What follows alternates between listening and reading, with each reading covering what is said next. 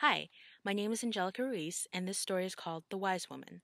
It's about a conversation between me and my mother that happened about a year ago in Dallas, Texas, and it turned out to be one of the most significant turning points in my life so far. A wise woman once said, "It doesn't matter what religion you belong to, as long as you know God." Actually, that wise woman is my mother, and she told me that about a year ago when I told her I was going to convert to Judaism at Temple Emmanuel, a Reformed synagogue here in Dallas. I remember very distinctly feeling terrified to tell her that I was moving away from the Christianity I'd been brought up with.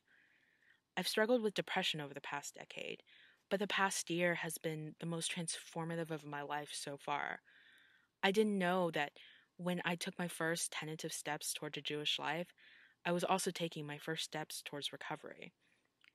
It was just a typical weekday morning in August.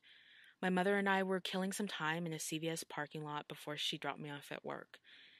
I was already fidgeting from the anticipation of telling her that I was thinking of converting. I mean, what would she say? How would she react? Would she reject me, or would she lecture me and tell me I was going to hell? Truth be told, my mom isn't actually religious, at least not in the conventional sense. She rarely goes to church, but she faithfully reads her Bible each morning and murmurs quiet prayers before she goes to sleep each night. She's never forced me to go to church, and she understood why I quit going when my grandmother died. She wants me to know and love God, but she also seemed to know that that would only come in time and of my own volition.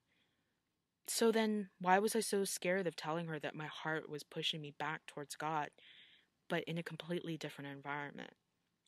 So, out of the blue, I just blurted out, "Mom, what would you say if I told you I was converting to another religion?" She stopped reading her paper and turned to me with a quizzical look. "What do you mean? Like Islam?" I chuckled nervously. "Well, no, I was thinking Judaism. There's a class at Temple Emmanuel. That synagogue over there near North Park? Right next to the cemetery where Grandma's buried? I think I'm going to take it, and I just wanted to let you know." She squinted at me. "You're serious?" I nodded, the knot in my stomach growing tighter, and tears already forming in my eyes. Angelica, I've never tried to push you into anything, and I know you've been trying to find your place and what you're meant to do. I know how hard that is. And as long as you know God, then I don't care what religion you belong to. My mother has always supported me and been my fiercest defender. Yet, despite this, I always underestimate the depth of her unconditional love and support. She supported me throughout my tumultuous high school years. She always took my tearful calls during my 3 years of college and talked me through stress fits during my 2 years of graduate school. And then she didn't even bat an eye when I told her I was going back to graduate school to get another master's. I am acutely aware of just how lucky I am to have her in my life. At that moment, I just wanted to tell her how much I loved her and how much her support meant to me.